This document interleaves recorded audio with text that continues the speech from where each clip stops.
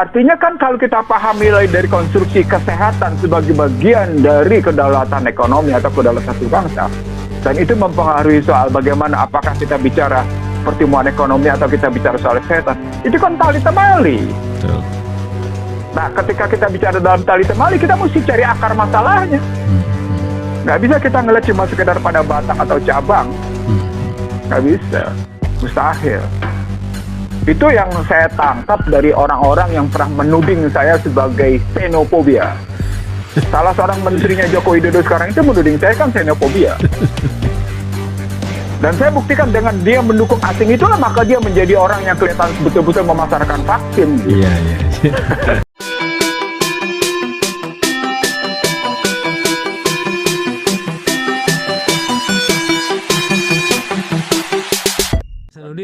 Salah satu kerentanan itu, ini kalau kita lihat apakah ada akibat tingginya tekanan harga global.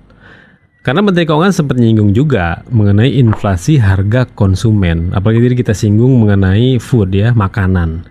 Terutama di dalam hal makanan, pendidikan, kesehatan juga yang relatif sebenarnya naik. Jadi kalau kita bicara inflasi, memang ada inflasi berdasarkan harga konsumen gitu. Itu artinya kenaikan barang-barang pada harga konsumen, inflasi pada sektor keuangan gitu. Inflasi karena memang kenaikan harga-harga pada harga-harga dasar gitu. Administered inflation namanya gitu. Nah, kalau kita bilang kenaikan komoditas, kan Indonesia juga disebut oleh Bank Dunia meningkatnya pertumbuhan disebabkan oleh dua hal. Permintaan domestik yang meningkat dan membaiknya harga-harga komoditas. Terus prestasi pemerintah apa? Kalau kayak gitu? Iya. Coba kita analisis dengan baik.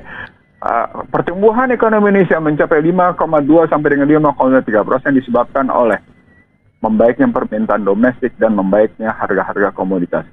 Pertanyaannya, prestasi pemerintah di mana? Itu membaiknya harga-harga, nanti dulu. Nanti dulu. Memang membaiknya permintaan domestik disebabkan oleh terjadi peningkatan pendapatan masyarakat sehingga dia tidak. Kan yang meningkat kelas atas. Kelas bawah kan malah menurun. Malah menghadapi pengangguran kemiskinan. Nanti dulu nih, jangan sembarangan.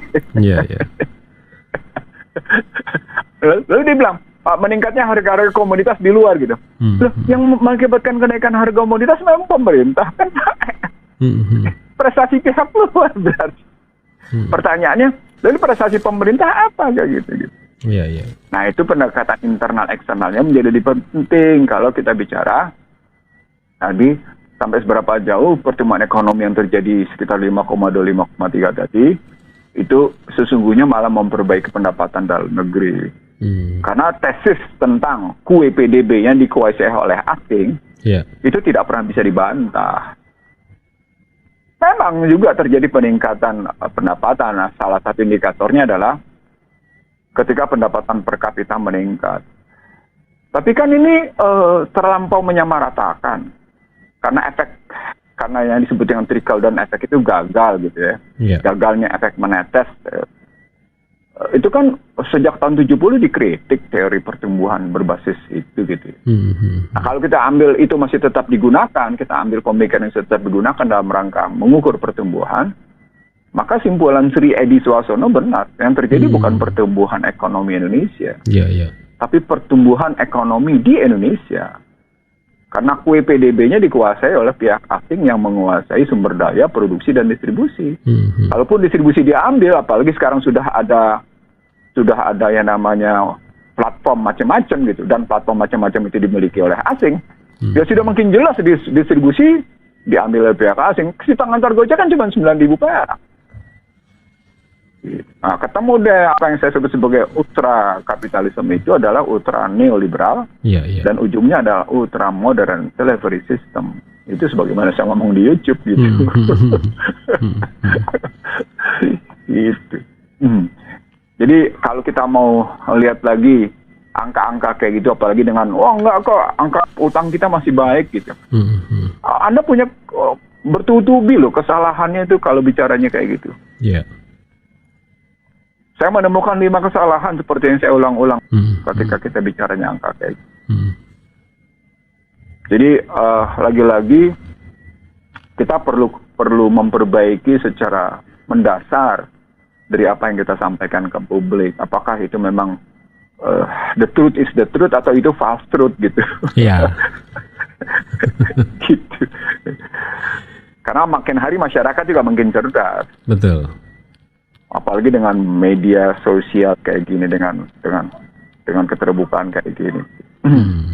Nah, Bang Ihsan Nursi, dari masalah-masalah tadi yang kita bahas, ya, kita berusaha ingin mengembalikan ke amanat undang-undang 45, yang pembangunan kesejahteraan sosial itu kan wujud gitu jadi tujuan bangsa.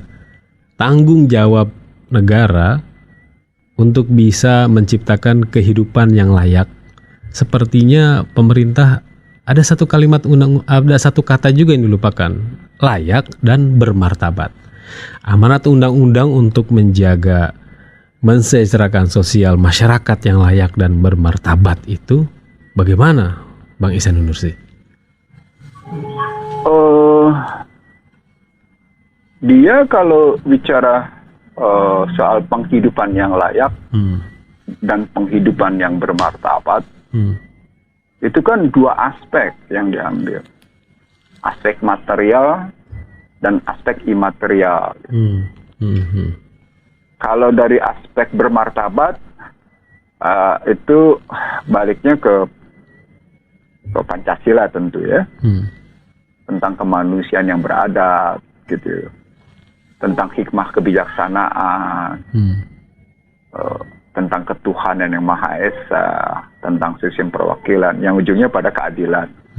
Kalau ambil ke martabatnya begitu.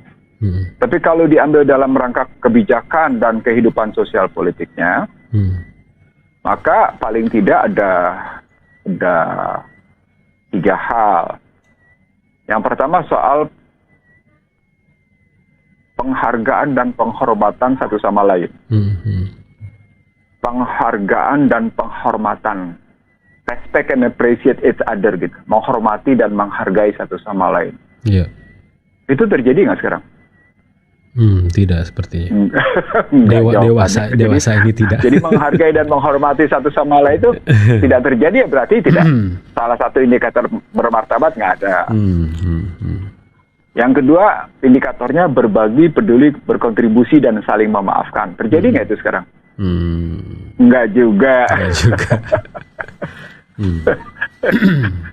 Jadi itu ada indikator-indikator konkret di dalam cerita bermartabat gitu. Nah, yang ketiga ini itu saling percaya satu sama lain dalam rangka memegang komitmen kehidupan bersama, itu terjadi banget? Iya. Enggak juga, ya sudah, berarti kita sudah, martabat kita dalam proses penurunan. Nah, ketika terjadi proses penurunan itu, kita bangga dengan peningkatan pendapatan per kapita. Karena terus naik gitu. Jadi berarti kehidupan kita dibimbing oleh materialisme. Karena kita bangga dengan peningkatan pendapatan per kapita, tapi tidak diikuti dengan peningkatan kehidupan bermartabat. Karena 3 indikator tadi tidak terpenuhi gitu. Yang tadi soal penghormatan, penghargaan, berbagi, peduli, berkontribusi dan memaafkan, lalu komitmen untuk saling percaya satu sama lain gitu. Itu tidak terjadi, dan kemudian yang kita lihat ada peningkatan pendapatan per kapita. Tapi kita tanya lagi, dalam peningkatan pendapatan per kapita, sesungguhnya menikmati per kapita lebih besar itu siapa? Ketemu deh. Dalam situasi krisis ini, para pejabat meningkat pendapatannya, rakyat makin miskin gitu. Maka saya pernah bilang, berarti ada problematik dalam kalau pakai undang-undang bencana, berarti ada satu peristiwa yang mengganggu kehidupan dan penghidupan masyarakat yang layak gitu. Itu bencana kalau pakai undang-undang bencana. Iya, iya. Nah, Lagi-lagi kalau kita upaya melihatnya kayak gitu, kalau pakai undang-undang, berarti mesti ada manajemen bencana, disaster management gitu. Nah sekarang ini dikelolanya business as usual, bukan dalam konstruksi bencana. Ya sudah, Anda nggak nyelesain masalah. Kan disaster manajemennya nggak ada, manajemen bencananya nggak ada. Anda menggunakan business as usual. Manajemennya pengelolaan bisnis sebagai keadaan sebagaimana biasanya. Pandemi kemarin kan satu extraordinary situation gitu, satu situasi yang sudah luar biasa. Tapi di manage cuma dengan undang-undang Perpu 1 menjadi undang-undang 2020. Lalu kemudian juga ternyata tidak efektif kalau kita lihat dari bantuan sosial yang dikorup itu gitu. Tidak efektif juga kalau dilihat dari soal anggaran kesehatan. Dan tidak efektif juga ketika soal pengadaan vaksin. Karena vaksin Nusantara sama vaksin Merah Putih tidak jelas. Karena tidak mendukung dalam rangka cryptocurrency. Gitu. Jadi artinya satu peristiwa jangan dilihat cuma berdiri sendiri. Betul. Dia selalu saling tali temali. Nah itulah kehebatan The Cabal. Dia mengambil kemasan sebagai orang yang baik gitu ya. Tapi sesungguhnya dia sedang mendikte gitu. Jadi kalau pakai bahasa mereka sendiri, kami tampil sebagai malaikat walaupun sesungguhnya kami penjahat gitu.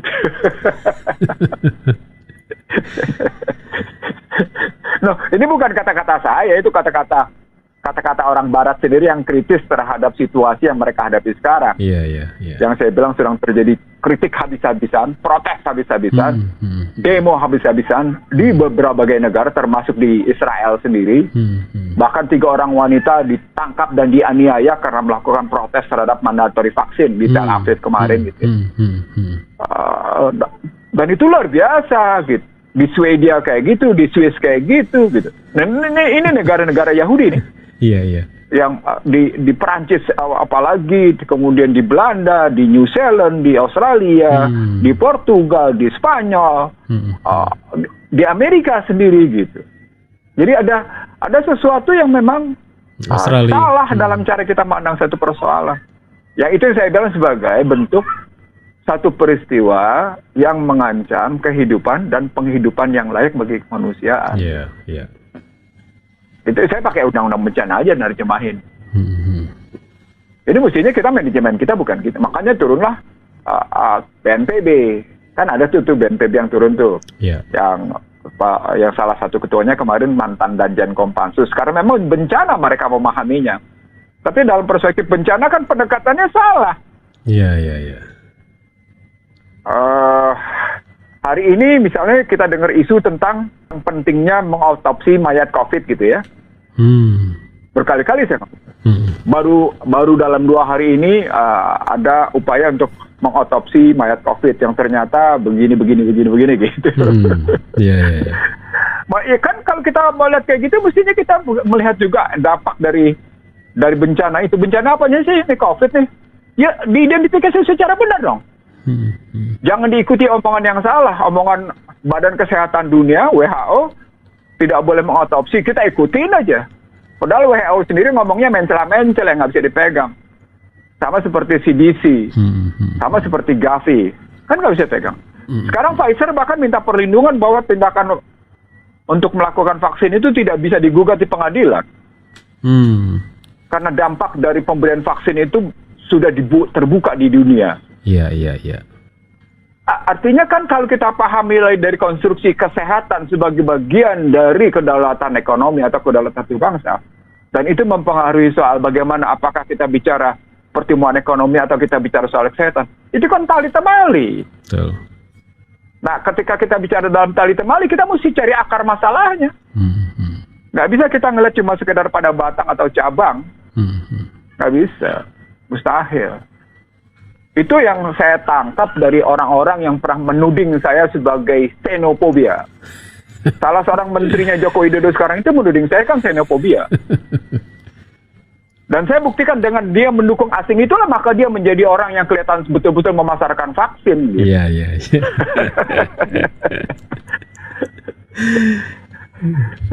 Begitu ceritanya. Jadi kalau balik lagi tadi ke soal bagaimana penghidupan bermartabat dan bagaimana kehidupan yang layak bagi kemanusiaan, di konstitusinya jelas bagaimana pasal 27 ayat 2. Betul. Setiap warga negara berhak atas kehidupan yang layak bagi kemanusiaan. Bukan setiap penduduk. Di satu sisi kita dilarang keluar negeri, tapi di sisi lain kita buka 14 pintu. Iya. Iya. Ya, logika kebijakannya gimana coba tuh? Iya. Tapi kira-kira kemarin Novak Djokovic kalau ke Indonesia diterima nggak ya? Australia kan dideportasi dia. Itu bukti bahwa sesungguhnya Australia itu sama seperti Inggris. Sehingga betul dalam kajian orang-orang yang suaranya dibungkam, itu menunjukkan bahwa betapa kuatnya dikte Kaabah terhadap negara. Itu yang saya bilang, teks marsma itu betul. Ketika sebuah negara menentang kebijakan yang mereka terapkan, maka pemimpinnya yang mereka kerjain gitu. Tapi ketika negara menerima kebijakan mereka dan kemudian ada unsur-unsur yang menolak, maka kekuatan hukum yang diterapkan negara-negara itu yang berjalan. Itu benar kan? Iya. Terjadi pada Novak Djokovic. Iya. Terjadi pada Indonesia.